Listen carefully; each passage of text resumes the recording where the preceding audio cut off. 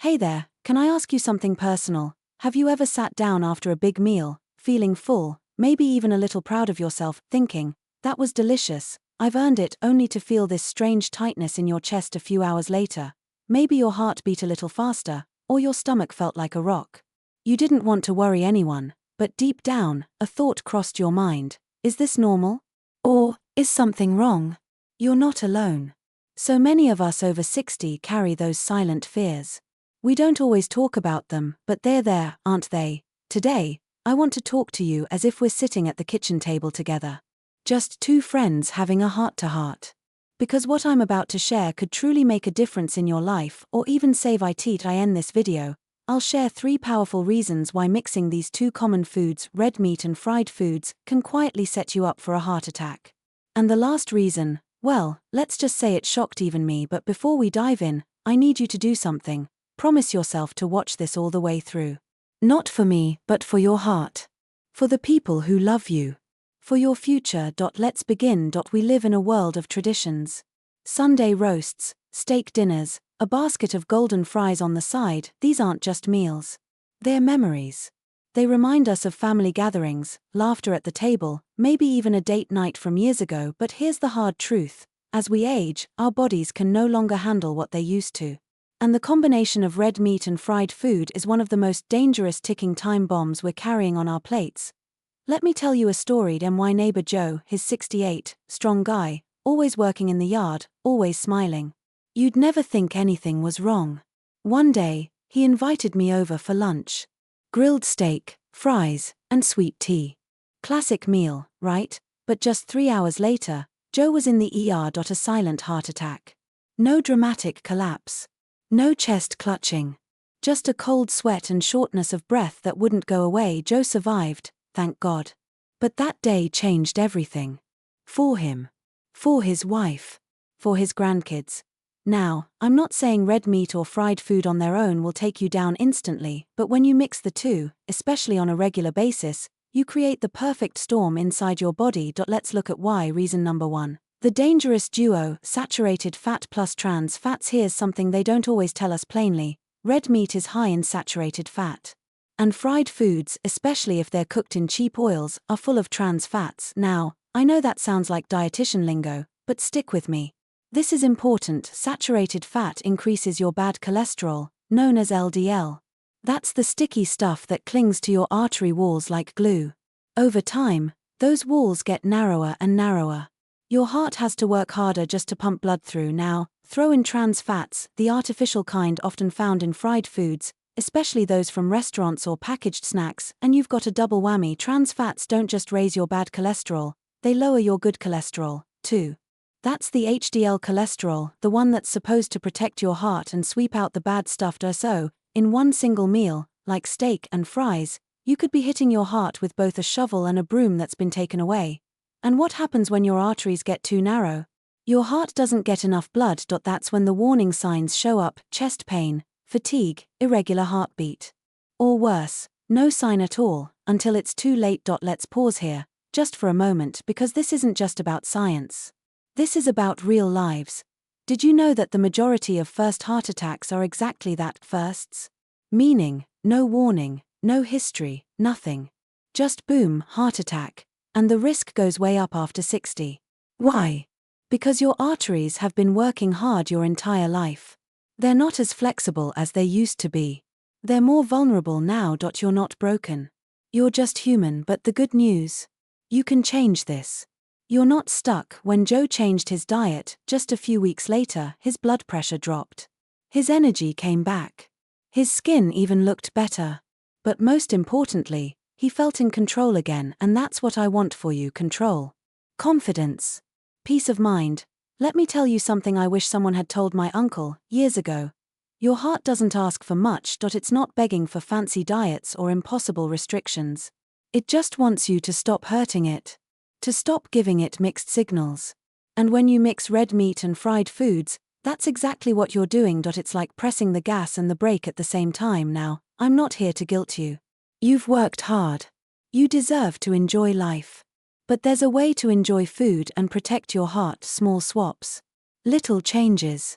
Big results. So, If you've been having steak and fries regularly, or maybe a bacon cheeseburger and onion rings on Fridays, it's time to rethink that. Could you swap the fries for a baked sweet potato?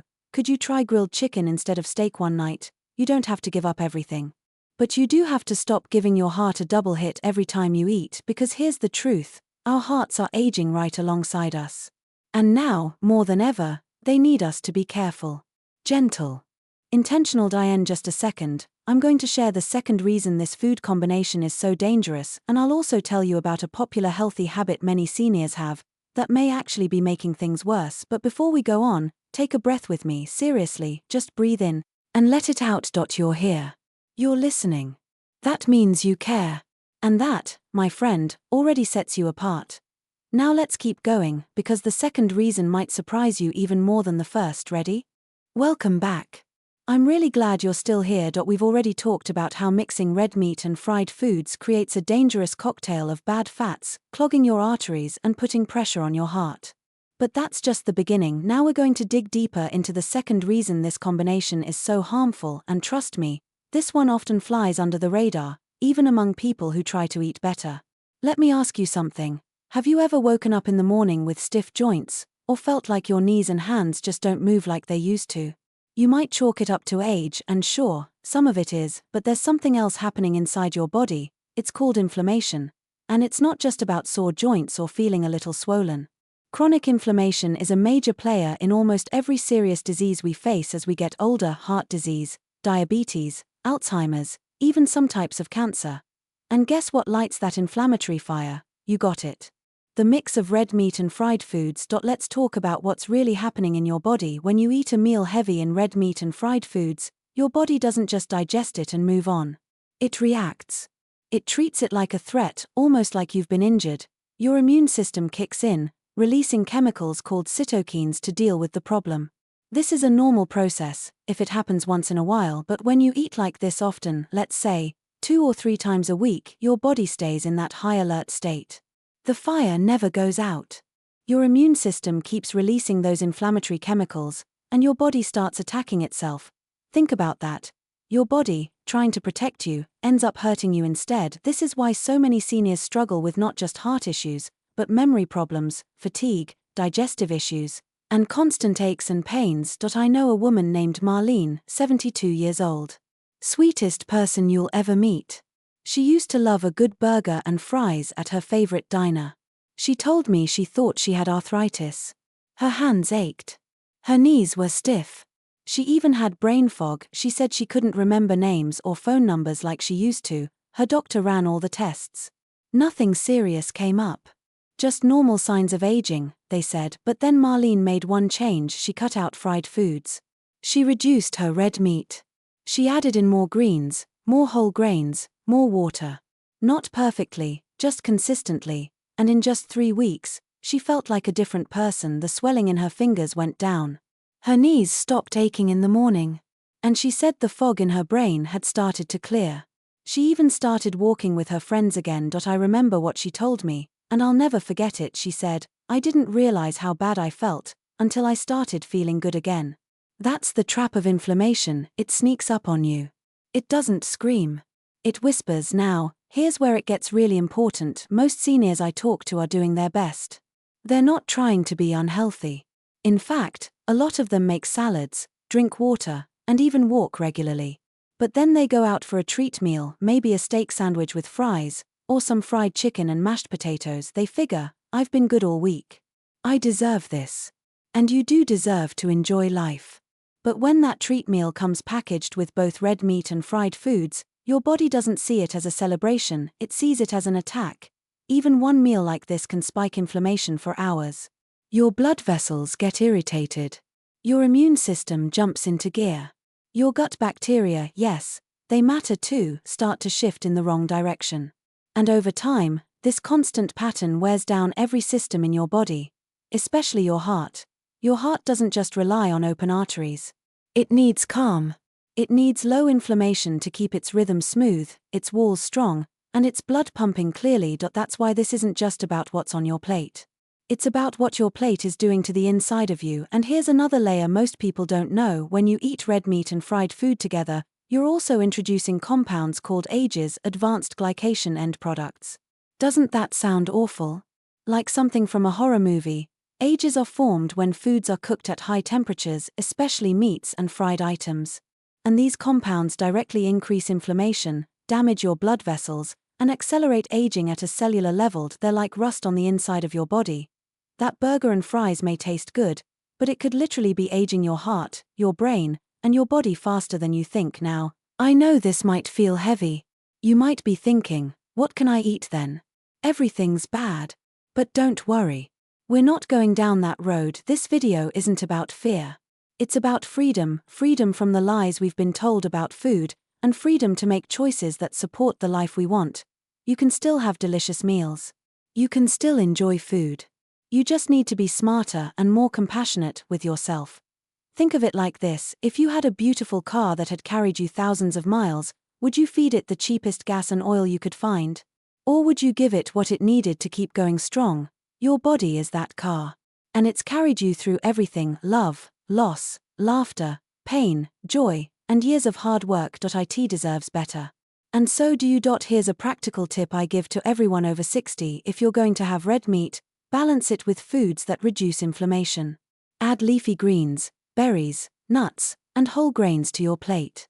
Use olive oil instead of vegetable oil. And avoid combining it with fried foods, especially those deep-fried in reused oils. And if you really love fried foods, look into air fryers. It's not perfect, but it's far better than traditional frying. And sometimes those little adjustments make a big difference. One of my friends says, if you can't do a full 180, just do a 10-degree turn every day. That's all I'm asking, because when you turn even a little, you start heading in a new direction. Toward energy, toward strength, toward feeling good in your own skin again. And remember, this isn't about being perfect. It's about being aware. Now, before we move on to the third and final reason, one that truly shocked me when I found out, I want you to take a second and really think, how would your life feel if you had more energy, fewer aches, and less fear around your health? Not because you took some pill, not because of a fancy doctor, but because of the simple choices you made with your own hands. It's possible. It really is, and I'll tell you what pushed me over the edge, what made me say, this changes everything. That's coming up in Chapter 3, but just know this: you have the power to change the future of your heart, starting with your next meal. Let's take a breath, and then move into the most surprising and most emotional part of this conversation. Alright, this is the part 1 promised. We've talked about the physical dangers, how mixing red meat and fried foods can clog your arteries and light up inflammation like a wildfire. But there's something else. Something almost nobody talks about, yet it affects every single one of us. It's not in your blood work. You won't find it on a nutrition label, but it has the power to shape your future just as much as any food or medicine. It's the emotional trap that comes with food, especially comfort food, and I know this isn't easy to talk about. But please, stay with me, because this one could be the turning point. Let me ask you this: have you ever had a meal not because you were hungry, but because you were lonely? Have you ever opened a bag of chips or ordered takeout because something felt missing, not in your stomach, but in your heart? You're not alone. In fact, more than 1 in 3 adults over 60 say they regularly feel lonely. And for some, it's even higher. Maybe the kids are grown. Maybe your spouse isn't around like they used to be. Maybe life just feels quieter now, and in that quiet, food becomes a companion. That burger, that fried chicken, that warm, salty crunch, it fills the silence. It gives you something familiar. Something that feels like home, even if just for a few minutes. I remember talking to a man named Robert. He was 68, retired, and lived alone. He told me, eating a burger and fries was like being back at the drive-in with my wife. She'd laugh when the ketchup got on her blouse. He paused. Then he looked at me and said, now it's just me at the table. But the food still brings her back. That hit me hard, because food carries memories. And when life changes, sometimes we cling to those old meals not just for the taste, but for the feelings they bring with them. But here's the part that shocked even me. Research shows that comfort eating, especially fried and fatty foods, doesn't just impact your waistline, it affects your brain chemistry.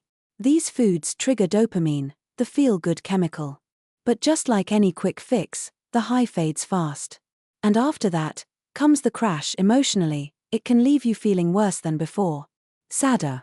more tired, more hopeless, and so, what do? We go back to the same food, hoping it'll make us feel better again. It becomes a quiet cycle of emotional eating, weight gain, fatigue, and increased risk of heart disease.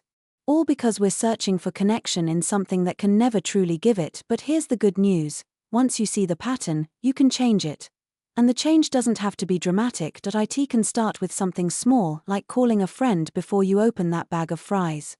Or making one meal a week a memory meal, where you eat something that's still comforting, but healthier, and maybe invite someone over to share it. Or just saying to yourself, I want to feel connected, not just full. Because food should be nourishing. It should be joyful. But it should never be your only companion. You deserve better. There's a story I think about often. A woman in her 70s lost her husband after nearly 50 years of marriage. 4 months, she barely ate. Then, she started eating only fried foods and red meat 3 times a day. She gained weight, her blood pressure spiked, and her doctor warned her she was headed toward a heart attack, but she didn't care. She told me, "It's the only thing I have left that reminds me of the life we had." So I asked her one question: what if your husband was still here? Would he want you to eat like this, knowing it was hurting you? She didn't answer right away. But tears welled up in her eyes. And she said, no. He'd want me to live. He'd want me to laugh again. That was her moment. She started small, walking around the block, cooking simple meals, joining a local community group. Within 6 months, her cholesterol had dropped, her smile had returned, and she said something I'll never forget: for the first time in a long time, I feel like I'm not just surviving.